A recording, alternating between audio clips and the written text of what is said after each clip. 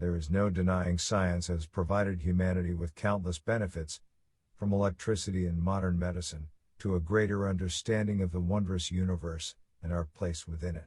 However, as Charles Kettering poignantly noted, 99.9% of success is built on failure.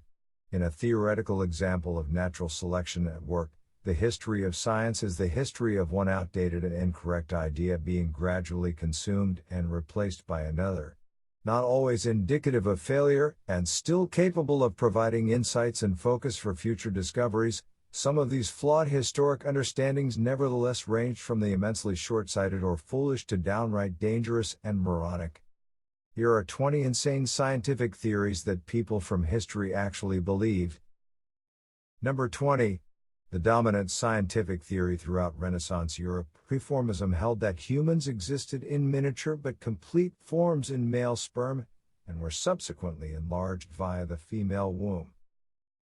Believed to have originated from ancient Greece, with Pythagoras credited as one of the earliest individuals to advance the notion, spermism dictated the father contributed the essential characteristics of a human offspring whilst the mother merely provided an oven in which the child grew. Transmitted into European scientific understanding by Aristotle, and subsequently elaborated by Galen, it was not until the 17th century the belief started to face testing scrutiny. However, the core issue of how unorganized matter could transform into organized life, in contrast to the modern scientific understanding of embryonic development, naturalists claimed instead humans must exist in a miniature preformed state. Developed into a widespread theory by Antony van Leeuwenhoek, the Dutch scientist determined in no full-grown body are there any vessels which may not be found likewise in semen.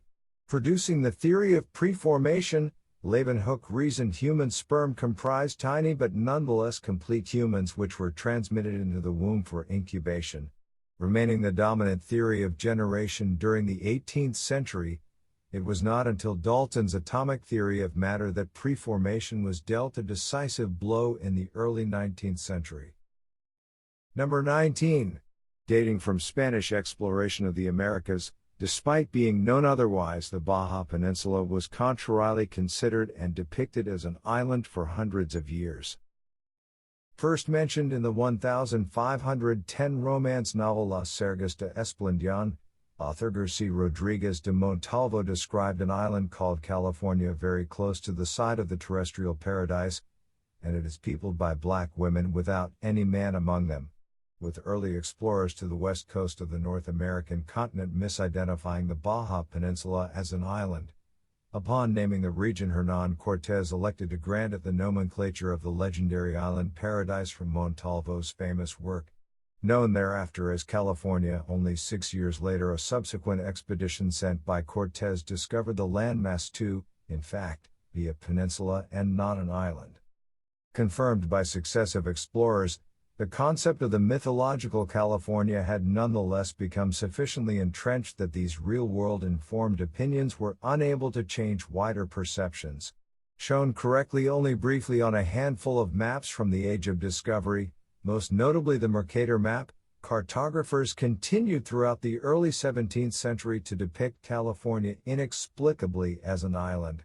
Lasting long after human visitations to the region had become more common, it was not until the mid-18th century that Jesuit missionary explorers finally laid to rest the incorrect geographical notions concerning the peninsula.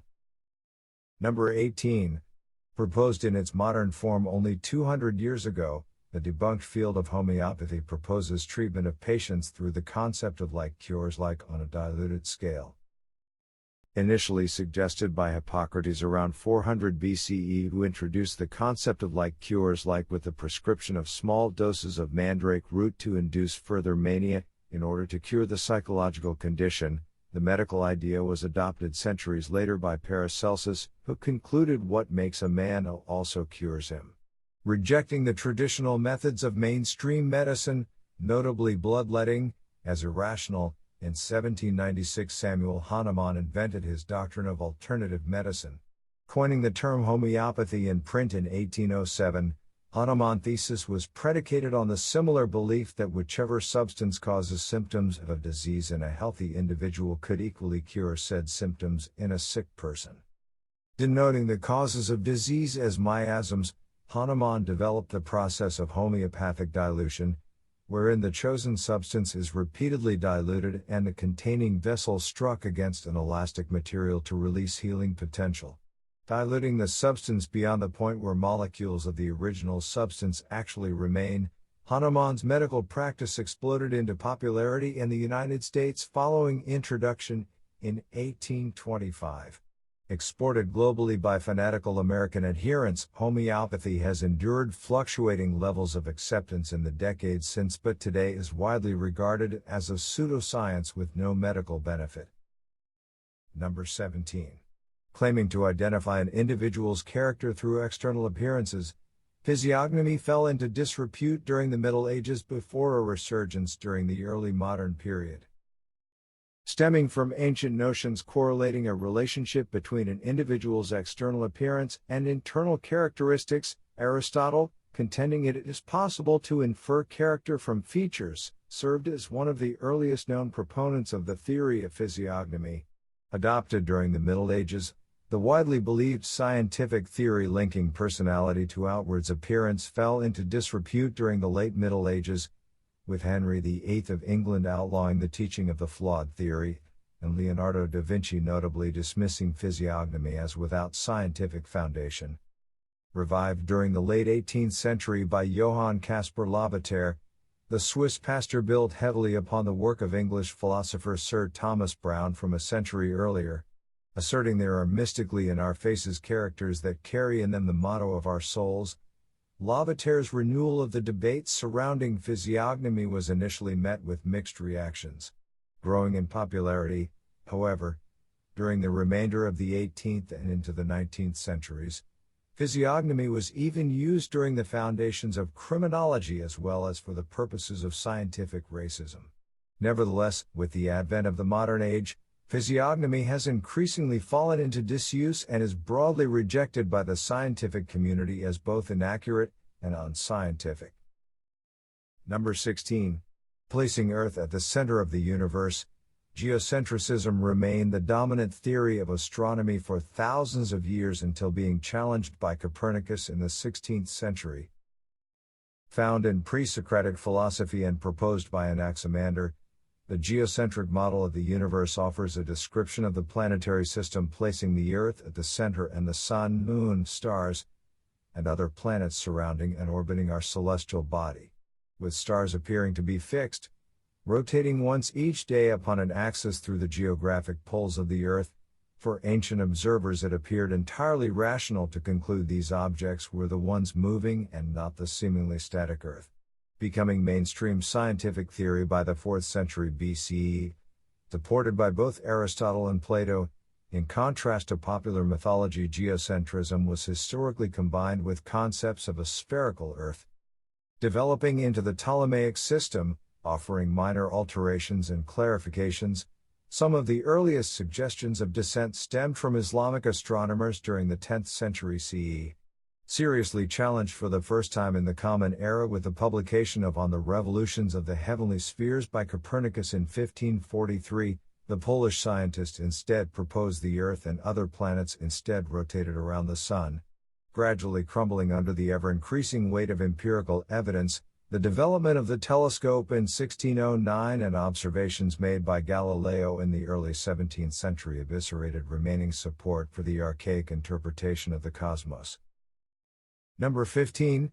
Despite the absurdity of the concept, it was widely believed a race of plants from Central Asia was capable of literally growing lambs upon their sprouts like flowers.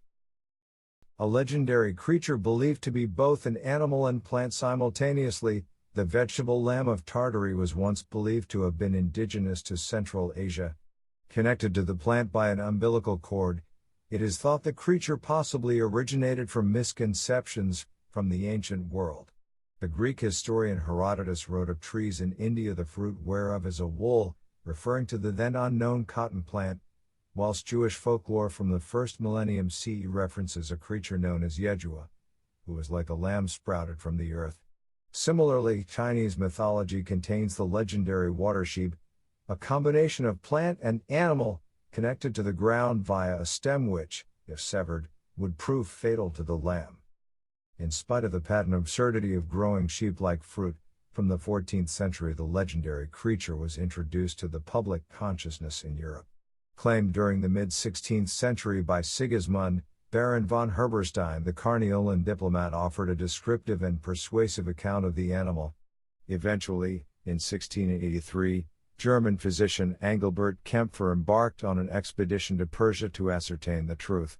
Finding no evidence of the lamb plant, Kempfer concluded no such being existed and resolved to educate the misinformed European audiences of their foolishness. Number 14. Holding diseases such as cholera were transmitted via bad air, miasmatic theory, one of the foremost medical traditions of the pre-modern era, blamed powerful miasmas for ill health. A long-standing, and today obsolete medical opinion, the miasmatic theory asserted diseases and related epidemics, such as of cholera or the Black Death, were caused by a miasma. A noxious form of bad air, miasmas were believed to emanate from rotting organic matter and spread harmful diseases to those who inhaled the tainted air. Predating the start of the Common Era, during the 1st century BCE, Roman writer Vitruvius described the effects of potent miasmas, describing how the morning breezes blow toward the town at sunrise. They bring with the mists the poisonous breath of creatures of the marshes to be wafted into the bodies of the inhabitants. Remaining a popular theory throughout the Middle Ages, even by the 1850s miasmatic theory was still used to explain outbreaks of cholera in both London and Paris. Transmitting infections not person to person but environment to person, the prevalence of said belief, supported famously by Florence Nightingale, drastically hindered the introduction of basic hygienic standards among humans, eventually disproved and replaced by germ theory following the discovery of bacteria, as well as the conclusion of John Snow, the father of epidemiology, that cholera was water and not airborne. It was not until the late 19th century unscientific belief in miasmas finally diminished. Number 13. A pseudo-scientific field of human anatomical study, Phrenology claimed to be able to identify and explain character traits through measurements and examinations of the skull. Offering a revolutionary alternative interpretation of bodily primacy, Hippocrates and his followers transformed human understanding by shifting priority from the heart to the brain, perpetuated by Galen the belief that mental activity, and thus the animal soul, inhabited the brain prompted investigations of character to focus upon the cranial organ. Introduced by Johann Caspar Lavater in the 1770s, Lavater's physiognomische Fragmenta argued the thoughts and souls of a human were intimately connected to an individual's physical frame. Asserting a perpendicular forehead to be a sign of intellectual deficiency, Lavater's work was quickly adopted and advanced by others, notably by Franz Joseph Gall, who would become the leading exponent of the field of phrenology. Gall established what he claimed to be scientific determinations of a relationship between the skull and a person's character. Extrapolating findings beyond any reasonable standard of scientific inquiry, phrenology was rapidly employed for the purposes of scientific racism and used to persecute ethnic and social minorities. Lacking any scientific foundation, however, phrenology was increasingly rejected by the late 19th century, although notably was used in the 1930s by Belgian authorities in Rwanda to justify their advancement of the Tutsis over the Hutus. Number 12. An incorrect scientific theory still commonly taught in schools across the United States: the tongue does not have separate taste centers for different sensations. A common misconception still taught today in some schools, the tongue map, also known as the taste map, asserted different sections of the human tongue are exclusively responsible for different basic tastes. Believed to originate from a poor translation by Harvard psychologist D.P. Hannig of a German paper written in 1901, Zur Psychophysik des Geschmacksinnes, the original German paper had merely identified minute differences in threshold detection across the tongue. Taken out of context, These tiny variations in sensitivity were transformed via Hanig's poor representation into an erroneous suggestion each part of the tongue was selectively responsible. Becoming a core part of both popular and academic understanding of the human sense of taste, it was not until 1974 the false theory was finally laid to rest. Investigated by Virginia Collings, a researcher from the University of Pittsburgh, Collings found that although there was a slight difference in the concentration of taste receptors, akin to the findings by the Germans decades earlier, the overall effect on taste was negligible. However, despite disproving the theory, demonstrating a full taste range exists on all parts of the tongue, it remains a frequent misconception and is often perpetuated via misinformed American popular culture and education. Number 11. Until the discovery of genetics, it was presumed a fetus could be mentally and physically affected or harmed by the thoughts and feelings of its host mother. Commented upon at length by Roman author Pliny the Elder, the belief in a postpartum maternal impression upon newborn babies was a widely held medical opinion throughout the ancient world, stipulating a strong mental bond to exist between a pregnant mother and the developing fetus. The theory of maternal impression contends the mother's mind is capable of physically and psychologically affecting the child she is carrying. Generating sustained fear among medieval communities, women went to great lengths to attempt to induce a positive impression upon their child and avoid the stigma or blame for causing her baby to be tainted by her misdeeds whilst pregnant. For example, it was widely suggested the cause of the elephant man's disfigurement was the frightening of his mother whilst pregnant by an elephant, imprinting the animal's features upon the child. Similarly, mental illnesses were commonly attributed to the manifestation of hysteria by a pregnant woman, serving to explain birth defects and cognitive disorders, which were otherwise inexplicable acts of misery. Belief in maternal impression lasted into the 20th century. Struck a fatal blow by the advent of genetic theory, today the pseudo-scientific theory has been broadly abandoned. Number 10. The history of scientific opinion regarding both tobacco and radium demonstrates how eagerly our species is to embrace an alleged curative without due diligence to ensure safety. Discovered in 1911, radium and its ability to seemingly treat previously incurable conditions was hailed as a medical miracle. However, in our rush to embrace the supposed scourge of lesions and carcinoma, medical experts wantonly overlooked the immense harm high levels of radiation has upon the human body. Quickly transforming from careful application to being freely accessible to the general public, radium became a staple ingredient in everyday household products across the United States, including bath salts, toothpastes, and face creams, all for the alleged therapeutic benefits of the radioactive and potentially lethal metal. Possessing a failure to success rate of 100 to 1 in treating cancers, delusional support for radium treatments continued well into the 1920s in the United States before dissipating at last in the 1930s after health scares. Offering a similar experience, tobacco, despite being harmful to the human body, was likewise presented as a positive and medicinally beneficial treatment. Claimed to provide numerous health benefits, tobacco smoke enemas were even widespread throughout Europe, especially London, during the 19th century.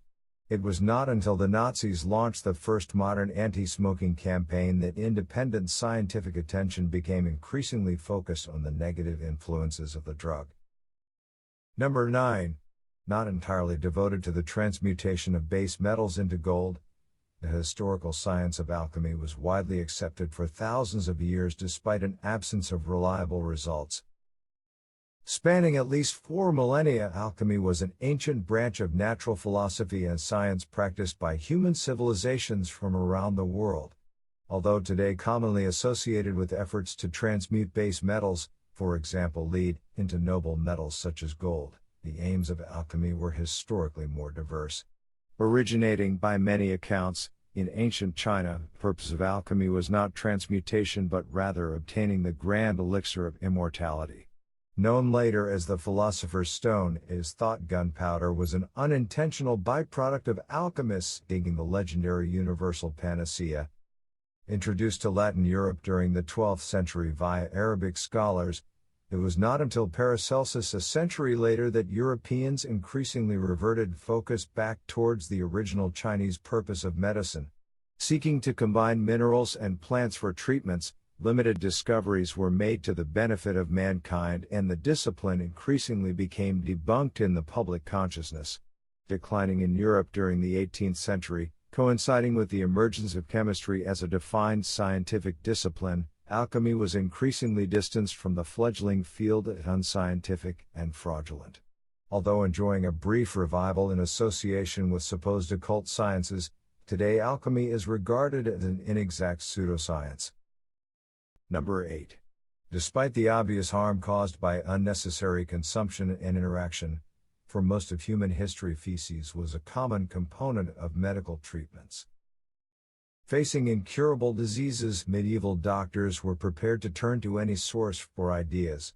Unfortunately for our ancestors, one of the many unscientific and even harmful cures of the past was the widespread application of feces. Known to date at least from Anglo-Saxon medicine, the excrement of goats, sheep, calves, oxen, and pigeons were commonplace components of a physician's arsenal. Mixed with household ingredients, a recipe of pigeon feces combined with wheat flour and egg white, for example, was recommended as a treatment for a severe headache. Remaining prominent throughout the Renaissance, during the 17th century Robert Boyle treated cataracts by sprinkling powdered human excrement upon the affected areas. Not confined only to ignorant European doctors, Chinese physicians during the 4th century BC were similarly applying feces to treat a host of ailments, with at least one doctor's, Li Shizhen, continuing to do so 1200 years later to combat abdominal diseases. Equally, camel feces is a widely recognized Bedouin folk cure, documented by the Africa Corps during the Second World War. Today, fecal medicine does still exist, but in a far more precise form than the liberal consumption of the past, involving the careful donation of healthy gut bacteria and implantation in small doses into a patient unable to develop their own. Number 7. Serving as the predominant medical opinion for almost 100 years, it was not until 1985 the belief infant humans could not feel pain was finally debunked. Prior to the late 19th century, babies were widely considered to possess greater pain sensitivity than adults, with Felix Wurt's reasoning in 1656: if a new in skin old people be tender, what is it you think in a newborn babe? However, from the late 19th century medical opinion had shifted, with incoming medical practitioners trained with an understanding that infants could not, in fact, feel pain at all, believing that pain was reflexive, and with the immature development of a newborn's brain, it quickly became accepted fact pain was an experience beyond the range of a baby, and thus anesthesia, muscle relaxants, and pain relief were unnecessary to the treatment of infants. It was not until 1985 this opinion was finally challenged, when infant Jeffrey Lawson underwent open-heart surgery. Discovering her son had been operated upon without anesthesia, Jill Lawson initiated a public campaign which spawned several independent medical studies. Concluding in only a couple of years the received opinion was entirely false, these studies measured the pain of young children and determined it could evidently be felt. In fact, studies have since shown infants feel far more pain than an adult, with inadequate treatment to moderate the immense agony endured, capable of causing long-term psychophysiological harm to children. Number 6. Asserting an inherent spark separates living things from the inanimate world, vitalism was one of the guiding principles of natural science for virtually all of human history. The belief that living organisms are fundamentally different from non-living entities because they contain some non-physical element, vitalism asserts all living beings innately house a principal element which is necessary for life. Often equated with the concept of a soul, this vital spark is purported by vitalists to be said building block, governing life by different natural mechanics than inanimate objects. Dating from the ancient world, both the earliest philosophies and sciences imparted by Egypt and Greece were founded upon vitalist conceptions, as well as the Far Eastern conception of the chi, and these ideas continue to maintain theoretical dominance well into the modern period. surviving the emergence of contemporary and rival scientific theories, notably the proposition of epigenesis in 1781 by Johann Friedrich Blumenbach. The notion of a core living principle separating the material world remained central to understandings affecting medical practices for centuries.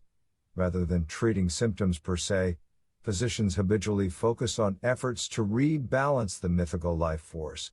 Gradually abandoned during the 20th century, it was not until the discovery of DNA by Francis Crick in 1967 that vitalism was struck a fatal blow, with Crick himself taunting remaining vitalists as cranks. Today, without empirical evidence in support of vitalism, the scientific theory has become an abandoned relic of history. Number 5. Imposing millennia of misogyny. Science routinely produced unsubstantiated conclusions concerning the female sex, most notably spurious determinations relating to female genitalia.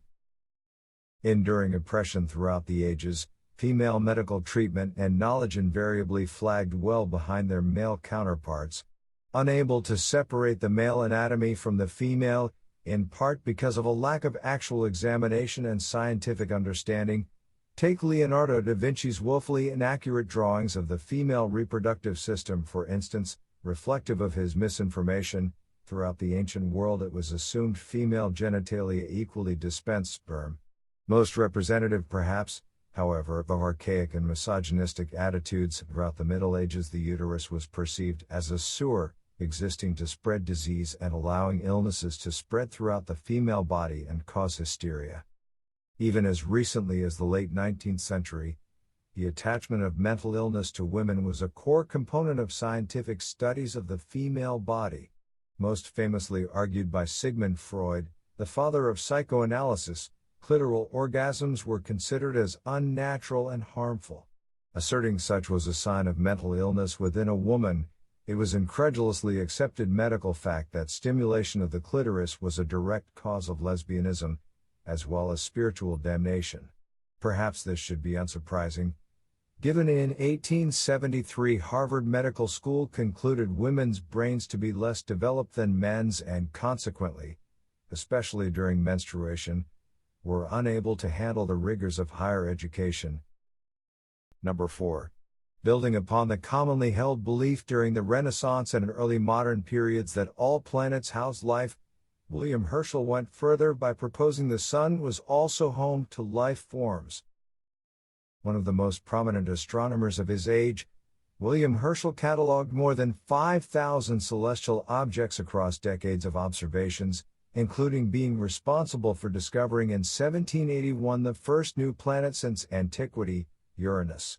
However, despite this immense accomplishment, earning himself a position as court astronomer, Herschel, like many of his contemporaries, equally subscribed to the scientific belief all other planets in the solar system contained life.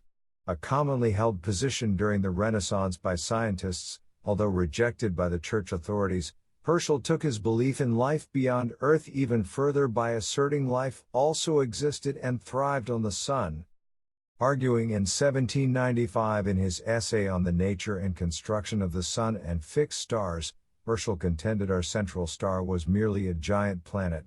Building on the works of similarly confused astronomers during the 18th century, it was broadly asserted that sunspots were evidence the sun merely housed a luminous atmosphere beneath which an ordinary planetary surface existed along with life forms. Today, of course, we know our sun to be completely incapable of supporting any life, existing at a temperature of approximately 5,505 Celsius and possessing levels of gravity capable of crushing even the densest of matter. Number 3. A now discredited theory of climatology previously popular in the American West, belief that rain follows the plow was commonplace in the United States. Originating during the late 1860s and 1870s during the westward expansion of American settlement, the sudden greening of previously yellow and dry vegetation provoked sustained scientific inquiry and speculation. Led by noted climatologist Cyrus Thomas, due to a seeming correlation between the increased migration and rainfall, theories were developed attempting to connect the two occurrences. concluding an uptake in soil cultivation coincided with the augmented rainfall. Thomas reasoned, in violation of the fundamental scientific principle that correlation does not equal causation, the two events must be related. Arguing the plowing of the soil exposed the moisture beneath to the sky, Thomas' proposition quickly became adopted as widespread fact, within only a few years as a natural affirmation of manifest destiny, resulting in the mass dynamiting of the Great Plains during the 1870s in the hope of provoking greater rainfall. Thomas's supposition is now widely regarded as one of the archetypal logical fallacies to learn from, prompting short-term and localized climatological changes due to sudden inversions of terrain. These fanatical attempts to produce more rain is often credited with worsening the Dust Bowl of the early 20th century and depriving other regions of rain rather than generating more in total. Number 2. Dominating medical understandings for more than 2,000 years, humorism dictated 4 primary bodily fluids had to be kept in perfect balance to ensure perfect health. Believed to have originated from either ancient Egypt or Mesopotamia, humorism was a system of medicine adapted by Hippocrates more than 2,000 years ago, denoting the existence of 4 vital bodily fluids: blood, bile, phlegm, and black bile. Hippocrates posited an extreme excess or deficiency of any of these humors was the root cause of illness, arguing these are the things that make up its constitution and causes its pains and health. Health is primarily that state in which these constituent substances are in the correct proportion to each other. Accepted by his successors, Hippocrates' theory oriented the entire practice of medicine towards the appropriate balancing of these presumed bodily fluids, resulting in the mass application of unscientific and even harmful medical practices. Bloodletting, emetics, and purging became chief components of treatment in order to rectify an imbalance, remaining the dominant medical conception for physicians throughout the Western and Islamic world. It was not until 1543 that Andreas Vesalius sought to challenge humoral theory. Nevertheless, continued belief in humorism dominated medicine until the advent of cellular theory and microbiology during the 18th and 19th centuries, diminishing into obscurity where today the practice is viewed as pseudo-scientific and dangerously nonsensical. Number 1. Stipulating living creatures could arise from non-living matter. Spontaneous generation was eventually discredited with the discovery of microbial life during the 19th century. Attempting to provide a natural and scientific explanation to the phenomenon of life without resorting to divine agency, Anaximander is the first known individual to offer the argument of primal chaos from which, by elemental means unknown, life is generated, coherently organized and expanded upon by Aristotle. Although recognizing some forms of life are spawned by natural reproduction, the Greek philosopher proposed that living things might also come from non-living entities. Suggesting an expansive theory of spontaneous generation, Aristotle asserted the interaction of elemental matter and heat could equally produce life. Although lost following the fall of Rome in the 5th century, following the reintroduction of Aristotle's works to Western Europe via Islamic scholars, his ideas received renewed support, conflicting with some biblical and religious opinions, for whom many adherents saw all life as created by divine will and not by natural forces. Throughout the Middle Ages, spontaneous generation remained a leading scientific theory. Increasingly disputed and discredited, the issue was finally settled by Louis Pasteur in 1859. Demonstrating the existence of microbial life forms, these tiny forces beyond the human visual spectrum had, unseen to the human eye, provided the circumstances underpinning belief in spontaneous generation, and their conclusive existence shredded the ancient theory.